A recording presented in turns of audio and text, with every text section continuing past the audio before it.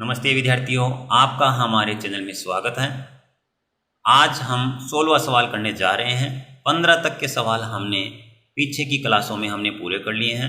यदि आपने उन्हें नहीं देखा है तो उन्हें ज़रूर देखें। हमारे चैनल को यदि आपने सब्सक्राइब नहीं किया है, सब्सक्राइब करें, लाइक करें और कमेंट जरूर करें। विद्यार्थियों, 16वां सवाल आपका है x² - 2x और -15 जो आपको द्विघात बहुपद दिया गया है उसके शून्यंक ज्ञात करने हैं और उसके बाद बहुपद के शून्यंकों व गुणांकों के मध्य संबंध की सत्यता की जांच करनी है। तो सबसे पहले हम शून्यंक ज्ञात करते हैं।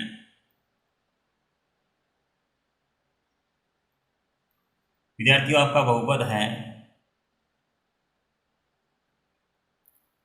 अब द्विघात बहुपद में विद्यार्थियों सबसे पहले हम क्या करते हैं, बीच में जो पद होता है उसके फैक्टर किए जाते हैं। तो इसके फैक्टर हो जाएंगे विद्यार्थियों माइनस का 5x और प्लस के 3x।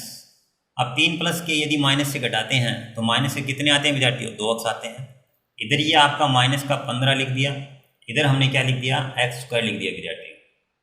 अब शुरू के जो दो पद है उनमें से x कॉमन आता है विद्यार्थियों, x हमने कॉमन ले लिया तो यहाँ पर रह गया x और यहाँ रह गया माइनस का 5। इसी तरीके से हमने अंतिम दो पदों में से 3 कॉमन ले लिया विद्यार्थियों, 3 कॉमन आ रहा है तो यहाँ x रह गया और यहाँ कितना रह गया, 5। विद्यार्थियों, अब आप देखोगे कि यहाँ पहला पद और ये दूसरा पद दोनों में ये ब्रैकेट सेम बन चुका है। हम इसको क्या ले लेंगे, कॉमन ले लेंगे ब्रैकेट को। तो ब्रैकेट के बाहर है उनको अगले ब्रैकेट में बंद कर देंगे, x और प्लस के 3। विद्यार्थियों, बराबर में हम शून्य लगा देते हैं और यहाँ से हम x की वैल्यू निकाल लेते हैं। x - 5 बराबर में 0 लिख दिया, x + 3 बराबर में 0 लिख दिया। तो यहाँ से 5 इधर आके किसका हो जाएगा विद्यार्थियों, प्लस का हो जाएगा और यहाँ से 3 इधर आकर विद्यार्थियों ये हो जाएगा माइनस का। तो यहाँ से x की वैल्यू आ गई -3 और प्लस का 5। तो ये द्विघात बहुपद के क्या हो गए विद्यार्थियों, शून्यंक। द्विघात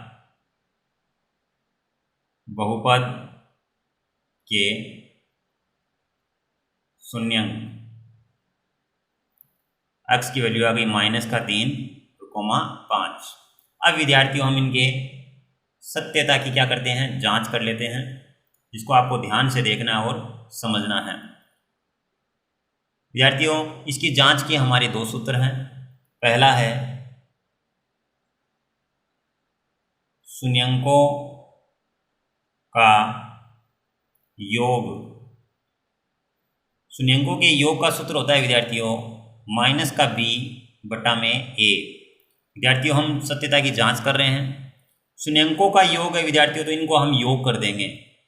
-3 प्लस का 5, तो ये 3 इसमें से कम हो जाएगा तो यहाँ पर कितना आ जाएगा विद्यार्थियों, 2 आ जाएगा। और यहाँ हम गुणांक लिखेंगे विद्यार्थियों, तो ध्यान से देखना, यहाँ a का मान मिलेगा, यहाँ b का मान मिलेगा और यहाँ c का मान मिलेगा। x² के गुणा में क्या है, 1 है विद्यार्थियों, तो a का मान हो गया 1, b का मान -2 और c का मान -15 हो गया विद्यार्थियों। यहाँ ही वैल्यू हम पुट कर देंगे। ये माइनस विद्यार्थी हमने लगा दिया, यहाँ सूत्र में है, और b का मान हमने रख दिया -2 और a का मान विद्यार्थियों आपको दिखाई दे रहा है 1 है। माइनस से माइनस गुणा होकर क्या बन गया विद्यार्थियों, प्लस का 2 बन गया। इस तरीके से साधारण योग और गुणांकों के द्वारा जो आया है वो मान बराबर आ गए। अब हम एक सूत्र का में और ले लेते हैं, शून्यंकों का गुणन। शून्यंकों के गुणन का सूत्र होता है विद्यार्थियों c/a। विद्यार्थियों, c का मान आपको दिखाई दे रहा है -15 है और a का मान कितना है, 1। और इधर हम साधारण गुणा करेंगे इनका, तो -3 को हम सीधा गुणा कर देंगे, किससे कर देंगे, 5 से, क्योंकि हमारे शून्यंक यही हैं। 3 को 5 से गुणा करेंगे विद्यार्थियों, कितना आएगा, 15। ये माइनस का पद और ये प्लस का है, इसलिए क्या आएगा, माइनस। और इधर भी कितना है विद्यार्थियों, -15 है। तो इस तरीके से ये क्या आ गए, सेम आ गए। तो हमने शून्यंक ज्ञात करने के बाद इनकी जाँच कर दी। विद्यार्थियों, आपका 17वां सवाल है कि यदि किसी समांतर श्रेणी के दूसरे और तीसरे पद क्रमशः 24 तथा 28 हो तो श्रेणी के पहले 61 पदों का योगफल ज्ञात कीजिए। तो हम विद्यार्थियों सवाल करते हैं। विद्यार्थियों आपका दूसरा पद दिया गया है 24 और तीसरा पद दिया गया है 28। दूसरे पद को हम a2 से लिखते हैं। तो a2 का मान हो गया विद्यार्थियों यहाँ पर 24। a2 को हम a प्लस डी लिखते हैं विद्यार्थियों। ये हो गया आपका 24। ये समीकरण 1 हो गई। इसके बाद आपको तीसरा पद यानी a3 दिया है। तीसरा पद आपको दिया हुआ है 28 और इसको लिख देते हैं हम a प्लस 2d। ये हो गया विद्यार्थियों आपका 28। फिर ये समीकरण 2 है, उसमें से हम समीकरण 1 घटा देंगे विद्यार्थियों। तो समीकरण 2 से 1 घटाने पर विद्यार्थियों यहाँ पर है a प्लस 2d बराबर 28 और ये है a प्लस d बराबर 24। घटाएंगे तो विद्यार्थियों ये माइनस का हो जाएंगे और ये a से 1 कट जाएगा तो 2d में से 1d घटाने पर d बच गया विद्यार्थियों। a से a तो कट गया क्योंकि जितना प्लस का था उतना ही माइनस का है और प्लस वाले में तो 2d है और यहाँ माइनस का 1d है तो 1d बच गया। और यहाँ 28 से 24 घटाएंगे विद्यार्थियों तो ये कितने बच जाएंगे आपके 4 बच जाएंगे। तो इस तरीके से ये किसका मान आ गया विद्यार्थियों आपका d का मान आ गया। d का मान हम समीकरण 1 में रख देंगे विद्यार्थियों। d का मान समीकरण 1 में रखने पर d का मान विद्यार्थियों यहाँ रखेंगे। ये इधर आके पक्षांतरण हो जाएगा तो हम लिखेंगे a प्लस 4 बराबर में 24। 4 इधर आके विद्यार्थी हो जाएगा आपका माइनस का तो हम लिख देंगे 24 माइनस 4। तो यहाँ से विद्यार्थियों आपका a का मान आ गया है 20। तो विद्यार्थियों आपका a का मान कितना आ गया 20। a का मान आ गया 20 और d का मान है 4। अब विद्यार्थियों आपको n का मान यहाँ सवाल में दिया हुआ है 61 तो हम लिख देंगे a का मान है 20, d का मान आ गया है विद्यार्थियों 4 और n का मान आपको दिखाई दे रहा है वो कितना है 61। अब हमें यहाँ योगफल ज्ञात करना है तो हम योगफल का सूत्र काम में लेंगे विद्यार्थियों। योगफल का सूत्र होता है Sn बराबर n बटा में 2a प्लस n माइनस 1 और यहाँ गुणा में क्या आता है विद्यार्थियों d आ जाता है। वैल्यू पुट करेंगे विद्यार्थियों, n की जगह n की वैल्यू पुट कर देंगे। ये हो जाएगा आपका 61 बटा में 2, ये 2 और a का मान हो गया विद्यार्थियों यहाँ 20। ब्रैकेट में आ गया आपका विद्यार्थियों 61 माइनस 1 और d का मान विद्यार्थियों आपका आ गया 4।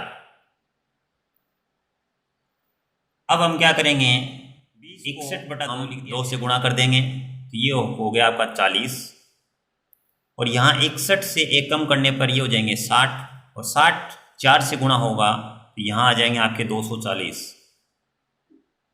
ब्रैकेट को हल करेंगे तो ये दोनों जुड़कर हो जाएंगे विद्यार्थियों 280 और बाहर गुणा में है विद्यार्थियों 61 बटा में 2। विद्यार्थियों 2 की टेबल से ये संख्या है वो आपकी 140 बार कट जाएगी। अब हम 140 को 61 से मल्टीप्लाई कर लेते हैं तो 1 से गुणा करेंगे तो यही संख्या आने वाली है। 6 से और करते हैं विद्यार्थियों, ये 0, ये 4 और ये विद्यार्थियों आपके आ गए यहाँ पर 8। ये आ गया आपका 0, 4 और ये जुड़कर हो गए 5, ये 8, 8540। विद्यार्थियों ये आपका आ गया 61 पदों का योगफल।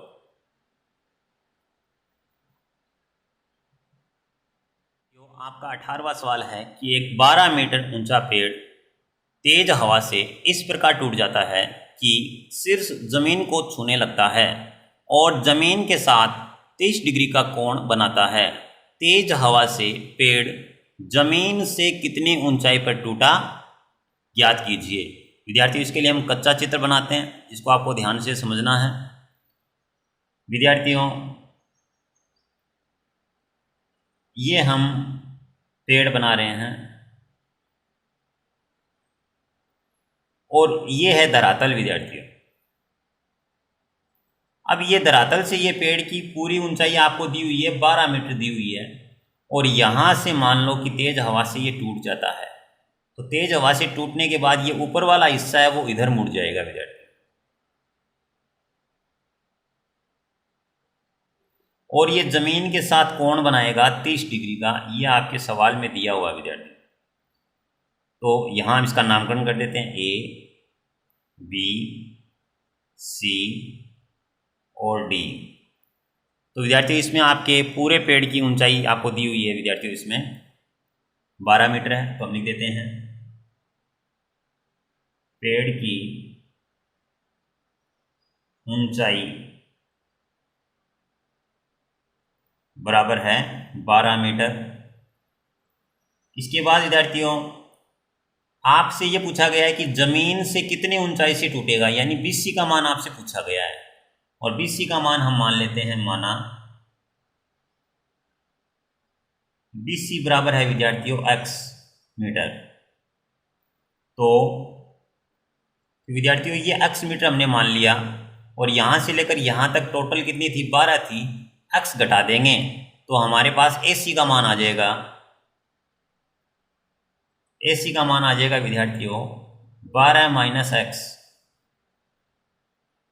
मीटर। विद्यार्थियों, ये तो वैल्यू आ गई हमारे पास 12 माइनस x, और ये वैल्यू हमारी तैयार हो गई x, और यहाँ आपको ये कोण दिखाई दे रहा है विद्यार्थियों, ये है 30 डिग्री का कोण है। विद्यार्थियों, तो ये लंब हो गया, और ये इसका क्या हो गया विद्यार्थियों, कर्ण हो गया। तो हम इसमें जो त्रिभुज है ABC,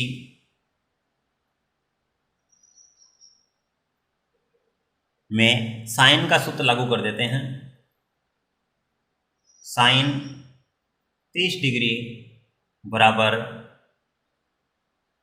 लंब बटे कर्ण।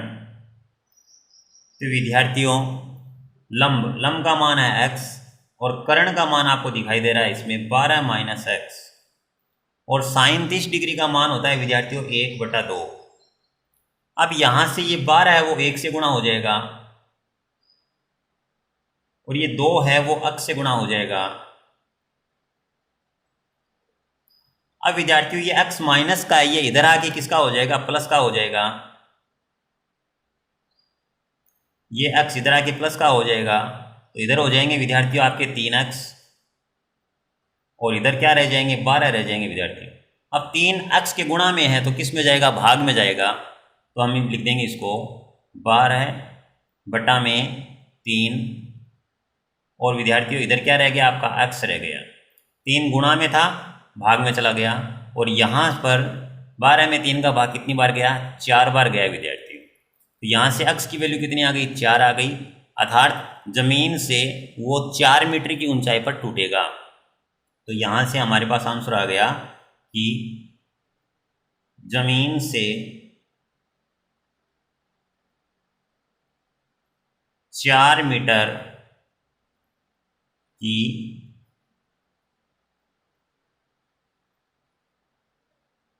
ऊंचाई